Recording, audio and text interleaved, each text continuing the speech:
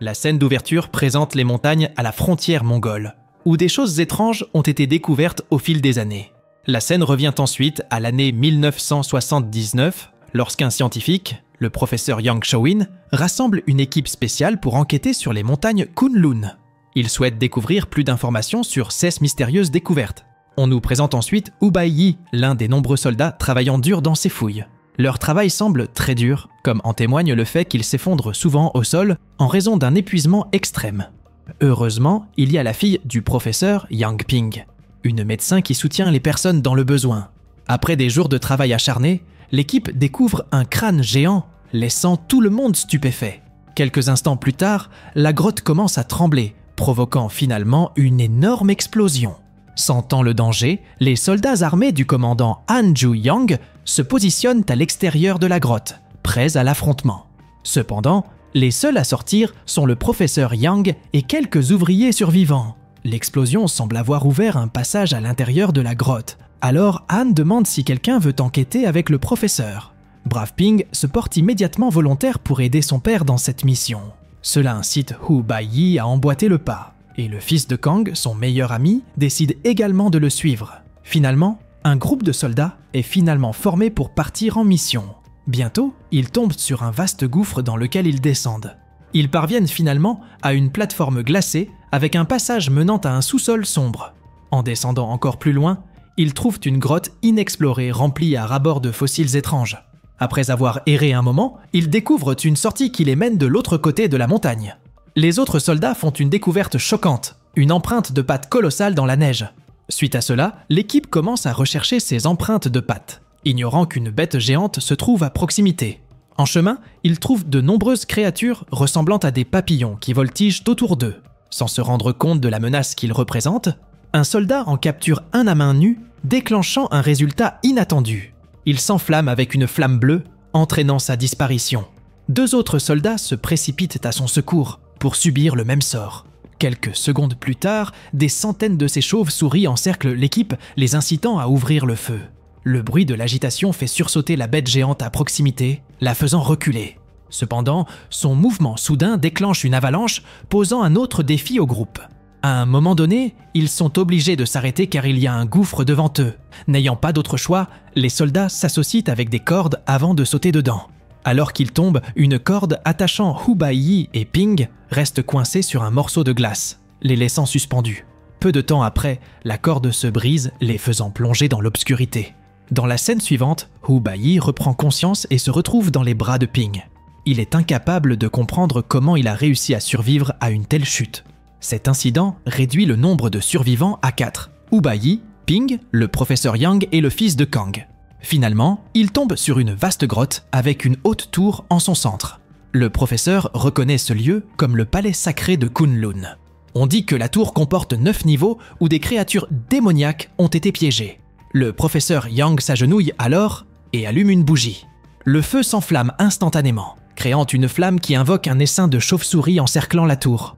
Après cela, il envoie Yi et Ping à l'entrée de la tour, ignorant l'avertissement du fils de Kang. Dès que le duo entre, se tenant la main, une ouverture apparaît au sommet, émettant une lumière vive. Peu de temps après, la grotte commence à se remplir de nombreux esprits. Le fils de Kang éteint immédiatement la bougie, contrecarrant tout le processus. Malheureusement, la grotte commence à s'effondrer et les chauves-souris reviennent les attaquer. Sentant le danger imminent, le fils de Kang se sacrifie pour détourner l'attention des chauves-souris. 3 d'entre eux parviennent tant bien que mal à trouver une sortie. Mais celle-ci se trouve sur le bord supérieur, derrière une cascade. Tout en réfléchissant à leur prochain mouvement, les chauves-souris les rattrapent et lancent leur attaque. Bai Yi tente de les repousser avec le feu, mais une chauve-souris le frappe par derrière. En voyant la flamme émerger, Ping le pousse précipitamment dans l'eau avant de sauter avec son père. Bai Yi parvient à la retrouver sous l'eau, mais ils sont bientôt séparés par une créature aquatique géante qui l'emmène. Par la suite, Bai Yi, le cœur brisé, nage et retourne à la base. Une fois sur place, il fait soigner ses blessures, tandis que Han l'informe qu'il est le seul survivant. Dévasté par la perte de ses proches, Bai Yi décide de tout quitter et monte dans un train pour rentrer chez lui. Sans prévenir personne au commissariat, il est reçu par son nouvel employeur, Monsieur Wang, qui lui assigne un poste de bibliothécaire. Un jour, lors d'un déjeuner dans un bar local, Hubei retrouve de manière inattendue son ami d'enfance Kai Xuan. Le lendemain, au travail, il tombe par hasard sur un livre écrit par le professeur Yang. En le parcourant, il découvre plusieurs contenus de la même tour démoniaque, ce qui lui fait comprendre que le professeur en était conscient dès le début. Il comprend que seuls lui et Ping peuvent activer la tour démoniaque. Pendant ce temps, le commandant Han et son équipe découvrent un cercueil contenant une femme vivante ressemblant à Ping. Ils l'appellent Shirley. Cette femme possède un pouvoir incontrôlable et mystérieux. 3 ans plus tard, l'équipe de Han retrouve le professeur Yang et l'amène à leur quartier général. Simultanément, dans l'ouest de la Chine, Oil City est attaquée par d'énigmatiques bêtes géantes, provoquant des destructions généralisées. Lorsque le professeur Yang apprend cela, il émet l'hypothèse que l'activation de la tour a ouvert des passerelles dans l'espace et le temps, permettant à des créatures démoniaques d'infiltrer la Terre. Un jour, alors qu'il lisait dans la bibliothèque, son dos s'enflamme soudainement avec des flammes bleues et il commence à manifester des pouvoirs inexplicables. Peu de temps après, M. Wang apparaît, et M. Wang explique que le sang de Bai est contaminé par une force démoniaque en raison de l'attaque précédente d'une chauve-souris. Selon lui, Hubei fait désormais preuve d'un immense pouvoir, mais son utilisation peut le conduire en enfer. Hubei se demande comment il sait tout cela, et ce dernier utilise ses propres pouvoirs psychiques pour transformer la bibliothèque en un vieux tombeau. Il se révèle enfin être un protecteur du prince Yi de la nation Sulin. Il poursuit en expliquant que le prince Yi était le prédécesseur de Hubei, et qu'il avait été celui qui avait mené l'humanité contre la race démoniaque qui avait conquis la Terre. Le prince Yi a utilisé son propre corps pour sceller la tour, emprisonnant la plupart des démons à l'intérieur, mais certains d'entre eux ont pris une forme humaine. Ces démons recherchent désormais Hubei, car il est le seul capable d'ouvrir la tour. De retour au quartier général militaire, Shirley semble avoir retrouvé la mémoire et exprime étonnamment son désir de rencontrer Hubei. Suite à cela, Hubei accompagne le commandant et Kai Xuan le suit. Han les conduit dans le nord de la Chine, où il les présente à l'équipe qui partira en mission pour retrouver le professeur. Le groupe comprend un homme nommé Chang Dong, une jeune femme, Wei Wei, Shirley et d'autres soldats. Accablée par l'émotion en voyant Shirley, Hubei l'appelle Ping, mais elle insiste pour s'appeler Shirley. À un moment donné de leur voyage, ils sont frappés par une tempête de sable, les incitant à fuir pour sauver leur vie. En conséquence, Kai Xuan et 3 autres membres sont séparés du groupe et sont soudainement pris en embuscade par des créatures démoniaques. Le groupe de Kai Xuan se divise encore davantage dans une tentative désespérée de se sauver. Malgré leurs efforts, les monstres en tuent 2, tandis que Kai Xuan et un autre homme parviennent à atteindre la cité pétrolière. Retrouvant le groupe principal, leur discussion est brusquement interrompue par les bruits de monstres qui approchent. En conséquence, ils s'arment et se préparent au combat. Ils abattent bientôt la première bête, avant de poursuivre la seconde. Cependant, lorsqu'ils rebroussent chemin, le premier est déjà parti. Au milieu de leur lutte, Shirley court vers une école abandonnée et Hubei la suit. Il traverse alors un tunnel qui le mène au tombeau du prince.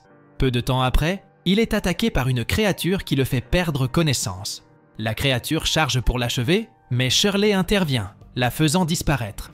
Elle utilise ses pouvoirs pour mettre le corps de Hubei dans le cercueil. Pendant ce temps, d'autres monstres démoniaques apparaissent sur les lieux. Alors le groupe se met à couvert dans les étages supérieurs du bâtiment et riposte en utilisant des balles d'argent et des lance-roquettes.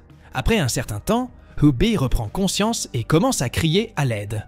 Pendant qu'il y est, sa blessure au bras guérit rapidement, le laissant perplexe. Il est ensuite téléporté dans la même grotte contenant la tour démoniaque. Là, il voit une créature laisser tomber le corps de Ping dans une flamme qui finit par être possédée par la reine démoniaque.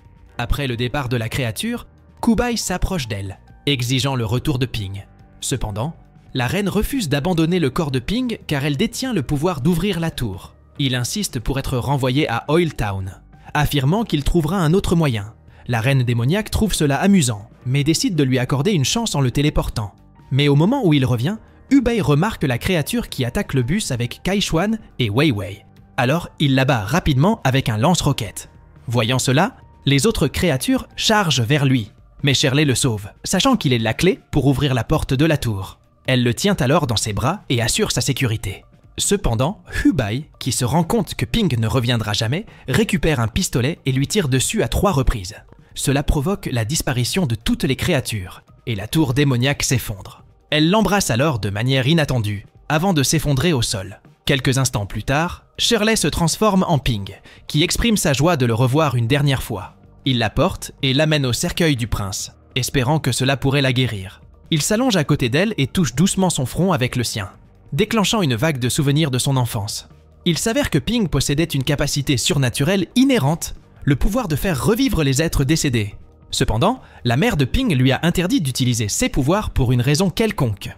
Un jour, sa mère est décédée après avoir brûlé dans un feu bleu, révélant que Xi était un descendant de démons ayant pris forme humaine. Avant la fin de la vision, Ping exprime son amour inconditionnel pour Hubei et lui demande de retrouver son père. Sur ce, elle décède, laissant Hubei le cœur brisé. Après un moment de remords, il retrouve son calme et décide d'honorer son dernier souhait. L'histoire se termine avec la reprise de la mission par Hubei avec le reste des membres de l'équipe. J'espère que vous vous êtes bien amusé en regardant cette vidéo. Si vous ne l'avez pas déjà fait, appuyez sur le bouton d'abonnement comme si c'était la dernière part de pizza d'une fête. Restez avec nous pour d'autres histoires géniales qui susciteront votre curiosité. Plongez dans CC Contes, partagez votre enthousiasme et attachez votre ceinture pour notre prochaine aventure.